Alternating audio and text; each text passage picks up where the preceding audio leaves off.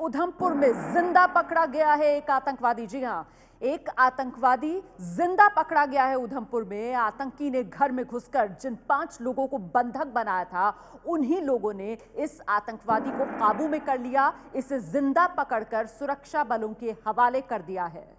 आतंकवादी ने बीएसएफ के काफिले पर हमला किया था। गौरतलब है 2008 में मुंबई में हमला करने वाले कसाब के बाद यह पहला मौका जब कोई आतंकवादी जिंदा हाथ आया है। सीधे रुख करेंगे एबीपी न्यूज संवाददाता अजय बाचलू इस वक्त हमारे साथ मौजूद हैं। अजय, किस तरीके से काबू में किया गया इस आतंकवादी को? देखिए रोमाना, समझने वाली बात होगी, 3 आतंकी थे। एक आतंकी को जब उसने बीएसएफ के कॉन्वॉय पे हमला किया, बीएसएफ की उस गाड़ी में जो बीएसएफ के जवान सवार थे, उन्होंने उसको वहीं मार गिराया। दूसरा आतंकी जो है सुरक्षा बलों के साथ ऑपरेशन में मारा गया था। और तीसरा आतंकी जिसमें बताया जा रहा है, जो सूत्रों के हिसाब से खबर है, उसमें यह है कि 5 लोगों को उसने बंधक बनाया था गन पॉइंट पर। लेकिन जब उसका दूसरा साथी जो है वो मारा गया सुरक्षा बलों के साथ एनकाउंटर में, तब उन 5 लोगों ने मिलकर इस एक आतंकी को काबू किया है, इसका वेपन छीना है और उसके बाद इसे सुरक्षा बलों के हवाले किया गया है। लेकिन अभी भी लगातार यहाँ पर वो आतंकी लाया नहीं है, क्योंकि काफी घना जंगल है, काफी ऊंची पहाड़ी है। पहाड़ी पर वो आतंकी है, कित्थर नाम की जगह है जहां पर वो आतंकी अभी जिस आतंकी को काबू किया गया वो कित्थर नाम की जगह है। सूत्र बता रहे हैं अभी कुछ ही समय में उसको यहाँ नीचे नेशनल हाईवे पर लाया जाएगा।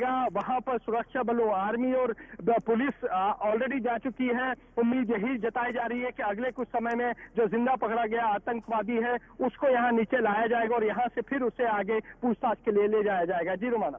जी, आप बता रहे हैं कि उधमपुर से आगे कित्थर है, जहां पर जो 5 लोग जिन्हें इस आतंकवादी ने बंधक बनाया था, उन्होंने इसका हथियार छीना, इसे काबू में किया और अब सुरक्षा बलों के हवाले कर रहे हैं। तो क्या किसी घर के भीतर इस आतंकवादी ने पहले इन लोगों को बंधक बनाया और फिर वहीं पर इन लोगों ने इस आतंकवादी को अपने काबू में किया? देखिए, जो पहला आतंकी मरा वो तो बिल्कुल नेशनल हाईवे के ऊपर मरा है, नेशनल हाईवे पर मरा है। लेकिन ऊपर का रोमाना इलाका बता दूं, काफी जंगल का इलाका है, घना जंगल है, कुछ एक बीच बीच में कुछ एक घर भी है। लेकिन आतंकी एग्जैक्टली कहां छुपे थे, क्या किसी घर में छुपे थे या जंगल की आड़ में छुपे थे, लेकिन जो सूत्र बता रहे हैं उसके मुताबिक वो किसी घने जंगल की आड़ में छुपे हो सकते हैं, क्योंकि घर में आसानी से टारगेट किया जा सकता है मिलिटेंट्स को। लेकिन एग्जैक्टली वो कहां छुपे थे, क्या किसी घर में छुपे थे, क्या किसी यहाँ पर नदी नाले भी हैं, क्या किसी नाले में छिपे थे या किसी घने जंगल के आड़ लेकर कहीं छिपे थे, ये अभी थोड़े समय बाद क्लियर हो पाएगा। लेकिन इतना क्लियर जरूर हुआ है कि उस आतंकी को काबू कर लिया गया है। जी रोमाना।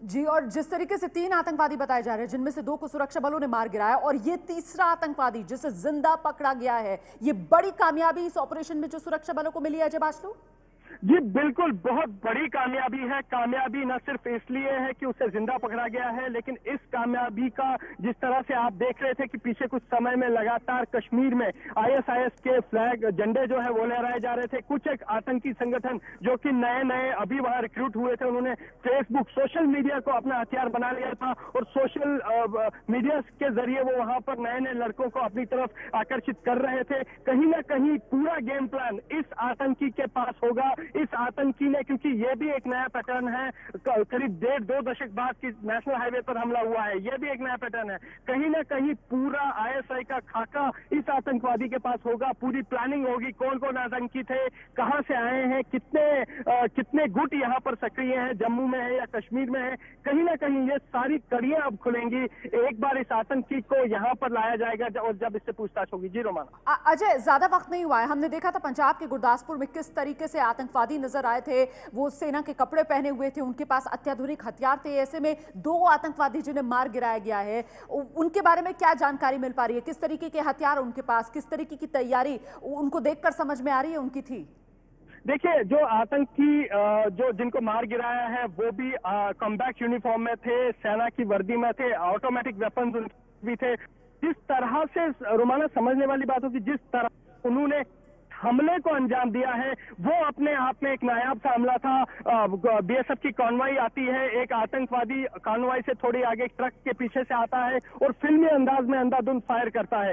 तो ये कहीं ना कहीं एक नई रणनीति थी, क्योंकि जिस तरह से बीएसएफ की कॉन्वॉय वहां से आ रही थी उसको टारगेट करना और सामने जाकर बिल्कुल 1 to 1 eyeball to eyeball contact होता है, वहां पर फायरिंग होती है और वो जब उसको जब मार गिराया जाता है, फिर दूसरा आतंकी जंगलों में भागता है, उस आतंकवादी को भी मार गिराया जाता है और तीसरा आतंकी यहाँ कुछ लोगों को बंधक बनाता है और बाद में वो काबू होता है। कहीं ना कहीं पूरी प्रिपरेशन से आए थे और जो सूत्र बता रहे हैं उनका साफ तौर पर यह कहना था कि ये जो तीनों आतंकी हैं ये किसी बड़े मिशन को यहाँ पर अंजाम देने आए थे, जो कि नाकाम हुआ है।